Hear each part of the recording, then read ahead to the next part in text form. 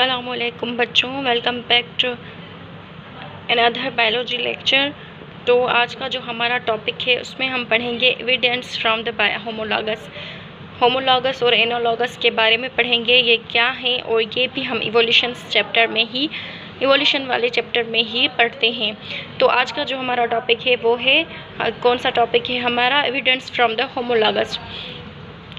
से स्टार्ट करने से पहले मैं आपको कुछ कहना चाहती हूँ कि बहुत सारे बच्चे ये बोल रहे हैं कि आपकी जो स्पीड है वो बहुत ज़्यादा है। तो वो मेरी जो स्पीड है वो ज़्यादा नहीं है, लेकिन हाँ, जो MCQs वगैरह आजकल का जो हमारा जो चैप्टर है, MDCAT के जो चैप्टर्स आ गए हैं वो बहुत ज़्यादा हैं। बायोलॉजी के 13 हैं, केमिस्ट्री के हमारे 15 हैं, और हमारे फिज़िक्स के चैप्टर जो हैं वो 12 है। उनमें अलग अलग टॉपिक हैं। तो मैं जो है अपनी स्पीड को इसलिए बढ़ा रही हूँ कि हमारे जो बायोलॉजी का जो, जैसे कि मैं आपको बायो पढ़ाती हूँ, तो जो हमारा बायो का जो चैप्टर है वो जल्दी कवर हो जाए। 2 मंथ MDCAT में बचे हैं। मैं चाहती हूँ कि आपके साथ MCQs शेयर करूँ, आपके साथ बहुत सारे लेक्चर जो हैं वो अपलोड करूँ, ताकि MDCAT जो इस साल जो हो रही है 2026 में, वो एक बच्चों की अच्छे तरीके से कवर हो जाए। तो मैं स्टार्ट करती हूँ अपना टॉपिक। तो आई होप आपको ये टॉपिक समझ आएगा। मैं इजी करके बहुत आसानी से ये टॉपिक आपको समझाऊंगी। तो अपने आप पर हमेशा मैं यही बोलती हूँ कि खुद पर भरोसा करना बहुत ज़रूरी है। अगर आपका खुद पर भरोसा नहीं है, अपने रब पर भरोसा नहीं है, तो आप कामयाब नहीं हो सकते। आप ये बोले, अगर आप ये कि आप दुआ तो कर लेते हैं, लेकिन उन पर हम बिलीव नहीं करते, तो ये बात जो होती है वो हमारे अल्लाह पाक को पसंद नहीं आती। तो इसलिए मैं हर बच्चे को, जो भी स्टूडेंट होते हैं या जो भी यही बोलते हैं कि मेरा नहीं होगा सिलेक्शन, इतने सारे बच्चे हैं, उनमें मैं कैसे सिलेक्ट हो जाऊंगी, या मैं कैसे सिलेक्ट हो जाऊंगा। तो ये बात अपने रब पर छोड़ दें, अपनी किस्मत पर भरोसा रखें, अपनी लक पर भरोसा रखें, और ख़ुद पर भरोसा रखें कि आप कर सकते हैं। आप ये सोचें कि आप अगर 3 या 4 क्लास में होते हैं तो आप पोजीशन लेकर आते हैं, उस समय आप पर इतना पावर होता है। तो आज क्या हो गया है, आज में आप में उतनी ही एबिलिटी है, लेकिन जो लोग हैं वो आपको क्या करते हैं, डीमोटिवेट करते हैं। खैर, तो लेक्चर बहुत लंबा हो जाएगा, तो मैं टॉपिक शुरू करती हूँ। Evidence from the homologous. Evidence from homologous क्या होता है? Homology is study of the homologous organ. Homologous जो होती है वो स्टडी होती है होमोलॉगस ऑर्गन, मतलब होमो के लफ्ज़ से ही हमें पता चलता है कि सेम। होमोलॉगस ऑर्गन होते हैं वो those organ which are same in composition, जो क्या होते हैं, सेम होते हैं कंपोजिशन में, एनाटॉमी में, बट डिफरेंट कहाँ पर होते हैं, डिफरेंट होते हैं फंक्शंस में। अब आती है बात होमोलॉजी क्या है? वो स्टडी होती है होमोलॉगस ऑर्गन की। होमोलॉगस ऑर्गन वो ऑर्गन होते हैं जो सेम होते हैं कंपोजिशन, एनाटॉमी में, पर डिफरेंट होते हैं कहाँ पर, अपने फंक्शन में। अब ये बात जो है वो नोट करें कि सेम होते हैं कहाँ पर, सेम होते हैं अपनी कंपोजिशन, मतलब स्ट्रक्चर में वो सेम होते हैं, पर उनका जो फंक्शन है वो डिफरेंट होता है। जैसे ह्यूमन की आर्म हो गई, कैट की लैंग हो गई, इनका जो है वो स्ट्रक्चर तो सेम होता है, लेकिन इनका फंक्शन क्या है, वो डिफरेंट है। अब इसकी बात क्या होता है, these all have same type of gene. इन सब के पास जीन जो होती है वो सेम होती है। Make all these structures, these all have same ancestors, all are the mammals. This is also called divergent evolution, जिसे हम डाइवर्जेंट इवोल्यूशन कहते हैं। अब दिस इज़ आल्सो कॉल्ड, ये क्या करते हैं, अपने एंसेस्टर्स को शेयर करते हैं।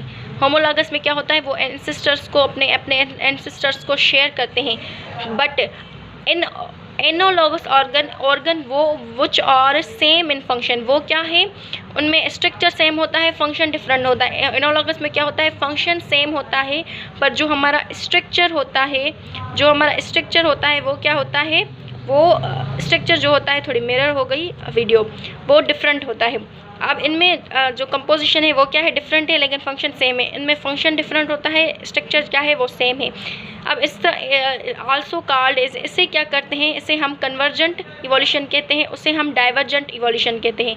वो अपने होमोलॉगस अपने एंसेस्टर को शेयर करते हैं, और एनोलॉगस वो अपने एंसेस्टर्स को शेयर नहीं करते।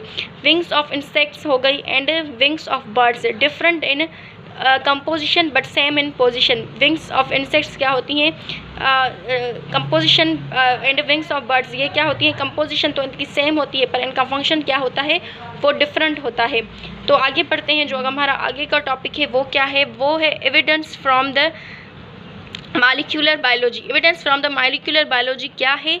On the basis of molecular organisms are classified on the basis molecular organisms हम क्लासीफाइड करते हैं जिसे रेसिस। रेसिस एक ऐसी प्रोटीन है जो ह्यूमन के पॉजिटिव और नेगेटिव ग्रुप बनाती है। मतलब ह्यूमन में क्या करती है, रेसिस एक ऐसी प्रोटीन होती है जो ह्यूमन में पॉजिटिव और नेगेटिव ग्रुप को क्या करती है, बनाती है। अब बात आती है theories of organic evolution. Theory of organic evolution में एक बहुत सिंपल एक मतलब मैं कहूँ कि बहुत एक टॉपिक है जो हम पढ़ते हैं। ये टॉपिक जो the theories of organic evolution किसने दी थी? लैमरोकिज्म।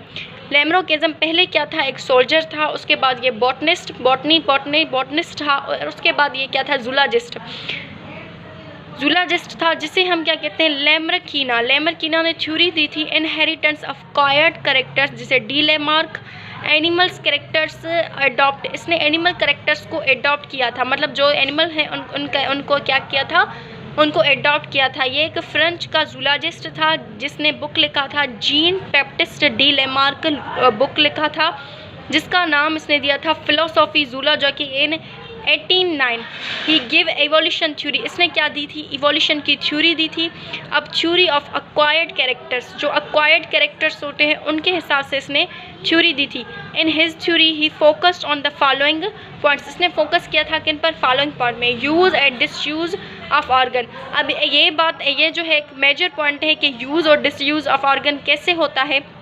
तो इसने एग्जाम्पल दिया था जो जिराफ का। जिराफ क्या था? जिराफ की पहले जो थी वो उसकी जो नेक थी वो छोटी थी, लेकिन इसने क्या किया, जब ये प्लांट्स वगैरह पर पत्ते खाता था तो ये अपने क्या करता था, अपने गले को क्या करता था? ऊपर करता था, ताकि वो वहाँ पर उस पत्ते पर उस पर पहुँच जाए और खा जाए। तो उसने क्या किया, वो लंबा करता रहा, अपने सर को ऊपर करता रहा, ऊपर। उसकी जो नेक हो गई, पहले छोटी थी वो लंबी हो गई। ये एक यूजेस हो गया। अब डिसयूज़ किसे कहते हैं? डिसयूज़ हम स्नैक की बात करते हैं। जैसे कि स्नैक अगर किसी बंदे उसे पकड़ते थे या कुछ किसी को नज़र आता था तो वो पहले उसे अपने पाँव होते थे, मतलब उससे पहले पाँव होते थे, लेकिन उसने क्या किया, वो तक जल्दी में अगर वो जल्दी करता था, अगर कोई उसे पकड़े या कोई भी उसके करीब आए तो वो क्या करता था, वो जल्दी करता था। जल्दी में झाड़ियों में छुपने के लिए वो अपने पैरों का इस्तेमाल नहीं करता था, वो अपने जिस्म का यूज़ करके वो जल्दी में, जैसे अब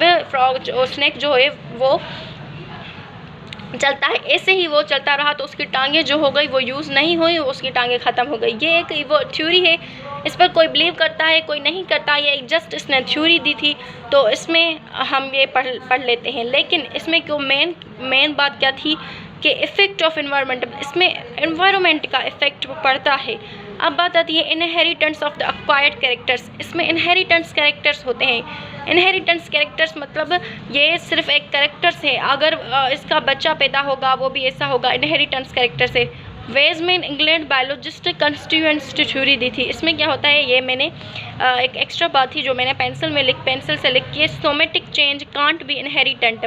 इसमें सोमेटिक चेंजिंग होती है, वो इनहेरिटेंट चेंजिंग नहीं होती, ये बात आप याद करने। इसमें क्या होता है, सोमेटिक चेंज होती है जो इनहेरिटेंस चेंजिंग नहीं होती। दे रिजेक्टेड, ये क्या somatic change can't be inherited genetic, इसकी थ्योरी क्या हुई थी, रिजेक्ट हुई थी। हाँ, अगर जर्म सेल होंगे तो वो उसमें इनहेरिटेंस चेंजिंग होगा, पर अगर सोमेटिक चेंजेस है तो उसमें इनहेरिटेंस चेंजिंग नहीं होगा। तो आई होप ये आपको टॉपिक समझ आया होगा। बहुत आसान सिंपल सा टॉपिक है। डिसयूज़ और यूज़ मैंने आपको समझा लिया कि कैसे ऑर्गन, इसने जो हमारा लेमरकिज्म था उसने कैसे ऑर्गन को यूज़ करके एक बुक लिखा था उसके बारे में। तो आई होप आपको ये टॉपिक समझ आया होगा। बहुत आसान और सिंपल सा टॉपिक है, और जो मैंने वीडियो स्टार्ट करने से पहले बातें आपसे शेयर कही थी कि हम एक मुसलमान हैं और हमारा बिलीव अल्लाह पर है कि अल्लाह हमें कभी तन्हा नहीं छोड़ता। तो अपने अल्लाह पर भरोसा रखें, एमडीकेट की टेस्ट दें। आप यूज़लेस तब होंगे जब आप एमडीकेट की टेस्ट देंगे ही नहीं डर से कि नहीं मेरी मार्क्स नहीं आएंगी। आप दें, अपने रब पर भरोसा रखें, जो होगा अच्छा होगा। अगर आपकी सिलेक्शन हो रही है वेल एंड गुड, नहीं हो रही तो इसके पीछे भी कुछ आपके लिए बेहतर होगा। तो अल्लाह हाफिज़। टेक केयर, पढ़ाई करते रहें और दुआ में याद रखें। अल्लाह हाफ़िज़।